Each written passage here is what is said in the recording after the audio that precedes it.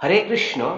আজকের ভিডিওতে জানতে চলেছি পিতামহ ভীষ্মের মৃত্যুবরণের কথা, অর্জুনের পুত্র অভিমন্যুর মৃত্যুবরণের কথা। তাছাড়া কৌরব পক্ষ এবং পাণ্ডব পক্ষের যখন সৈন্যদের বর্ণনা দিচ্ছেন সঞ্জয় ধৃতরাষ্ট্রের কাছে, তখন দেখা গেল যে কৌরব পক্ষের শুধুমাত্র ভীষ্মের নামই বিশেষভাবে উল্লেখ করেছেন।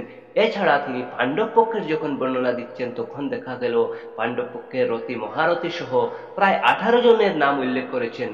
এর কারণ কি? তো এই সমস্ত কিছুই আমরা জানবো আজকের ভিডিওতে। তো এই প্রসঙ্গে আমি শ্রীমদ্ ভগবদ গীতার প্রথম অধ্যায়ের 17 এবং 18 এবং 19 এই তিনটি শ্লোক আপনাদের সামনে তুলে ধরছি। আপনারা সম্পূর্ণ ভিডিওটি অত্যন্ত মনোযোগ সহকারে শ্রবণ করবেন। প্রথমে 17 এবং 18 নং শ্লোক। কাশ্যৈশ্চ পরমেশ্বাসঃ শিখণ্ডে চ মহারথঃ দৃষ্টদ্যুম্ন বিরাটশ্চ সাত্যকিশ্চাপরাজিতঃ দ্রৌপদেয়াশ্চ সর্বশঃ পৃথিবীপতে সৌভদ্রশ্চ মহাবাহুঃ শঙ্খান দদ্মুঃ পৃথক্ পৃথক্ সঘোষধার্তরাষ্ট্রাণাম হৃদয়ানি ব্যদারয়त् নাভশ্চ পৃথিবীম চৈব তুমূল ব্যনুনাদয়न्। মহারথী শিখণ্ডী খুবই বড় যোদ্ধা ছিলেন। ইনি পূর্বজন্মে নারী অর্থাৎ কাশীরাজ্যের কন্যা অম্বা রূপে জন্মগ্রহণ করেছিলেন এবং এই জন্মে দ্রুপদ রাজার পুত্রী রূপে তিনি জন্মগ্রহণ করেছিলেন।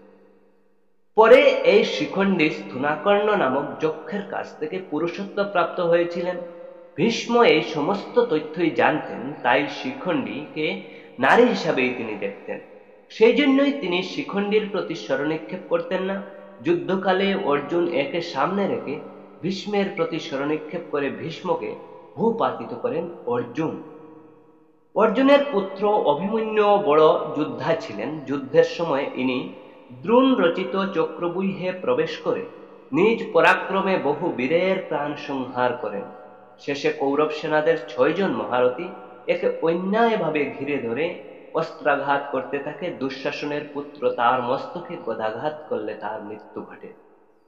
তো এবারে শঙ্খবাদন বর্ণনকালে সঞ্জয় কৌরব সেনাদের যোদ্ধাদের মধ্যে শুধু ভীষ্মের নামই করেছিলেন এবং পাণ্ডব সেনাদের যোদ্ধাদের মধ্যে ভগবান শ্রীকৃষ্ণ, অর্জুন, ভীম প্রমুখ সহ 18 জন বীরের কথা বলেছিলেন। এর কারণ হলো বা এই সমস্ত কিছু থেকে বোঝা যায় যে সঞ্জয়ের মনেও অধর্মের অর্থাৎ কৌরব সেনার প্রতি কোনো শ্রদ্ধা ছিল না।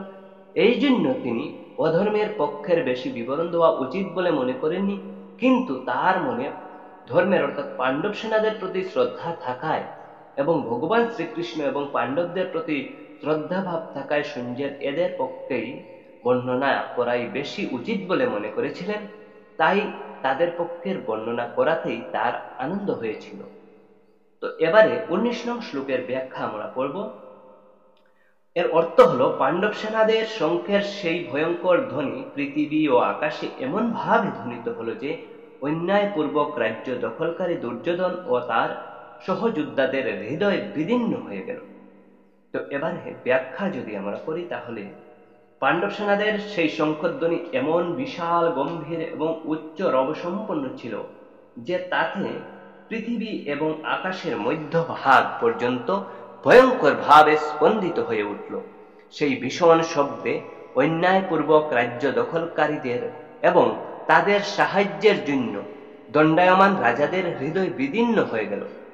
অর্থাৎ অস্ত্রশস্ত্রের দ্বারা বিদীর্ণ হৃদয় যেমন পীড়িত হয়, এই শঙ্খধ্বনির ভয়ঙ্কর আওয়াজে হৃদয় সেইরূপ পীড়িত হয়েছিল। সেই শঙ্খধ্বনিতে কৌরব সেনাদের হৃদয়ে যুদ্ধের জন্য যে উৎসাহ, বল ইত্যাদি ছিল তা নিমেষেই অন্তর্হিত হল এবং পাণ্ডব সেনাদের প্রতি তাদের ভীতি উৎপন্ন হল। সঞ্জয় ধৃতরাষ্ট্রকে এই ঘটনা শোনাচ্ছিলেন। ধৃতরাষ্ট্রের মুখের উপর সঞ্জয়ের দ্বারা তাকে এরূপ বলা ধৃতরাষ্ট্রের পুত্রগণের এবং আত্মীয়গণের হৃদয় বিদীর্ণ করে দিল। এখানে প্রশ্ন আসে যে কৌরবগণের 11 অক্ষৌহিণী সৈন্যের শঙ্খ ইত্যাদি নানা বাদ্যযন্ত্রে বাধিত হলেও সেই শব্দের প্রভাব পাণ্ডবদের উপর একটুকুও পড়েনি। কিন্তু পাণ্ডবদের মাত্র 7 অক্ষৌহিণী সেনার শঙ্খ বাজলে সেই শব্দে কৌরব সেনাদের হৃদয় কেন বিদীর্ণ হলো? এর উত্তর হচ্ছে যে, এই যে অধর্ম, পাপ বা অন্যায় যার হৃদয়ে নেই, অর্থাৎ যিনি ধর্ম অনুযায়ী নিজ কর্তব্য পালন করেন, তার হৃদয়ে দৃঢ় হয়, তার হৃদয়ে ভীতি থাকে না। ন্যায়ের পক্ষে থাকায় তার মধ্যে উৎসাহ থাকে, শৌর্য থাকে।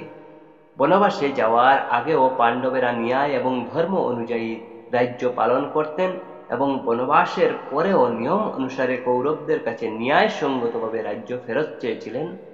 তাই তাদের মনে কোনো প্রকার ভীতি ছিল না, বরং উৎসাহ ছিল, শৌর্য ছিল। অর্থাৎ পাণ্ডবগণ ধর্মের পক্ষেই ছিলেন। সেই জন্য কৌরবদের 11 অক্ষৌহিণী বাদ্যযন্ত্রের মিলিত আওয়াজ তাদের উপর কোনো প্রভাব বিস্তার করতে পারেনি। কিন্তু যারা অধর্ম, পাপ, অন্যায় করে তাদের হৃদয় স্বাভাবিকভাবেই দুর্বল হয়, তাদের হৃদয় নির্ভয় ও শঙ্কাহীন হয় না। তাদের নিজকৃত পাপ এবং অন্যায়ই তাদের হৃদয় দুর্বল করে ফেলে, অধর্মই ধার্মিককে শেষ করে দেয়। দুর্যোধনাদি ভ্রাতাগণ পাণ্ডবদের অন্যায়ভাবে হত্যা করার অনেক চেষ্টা করেছিল।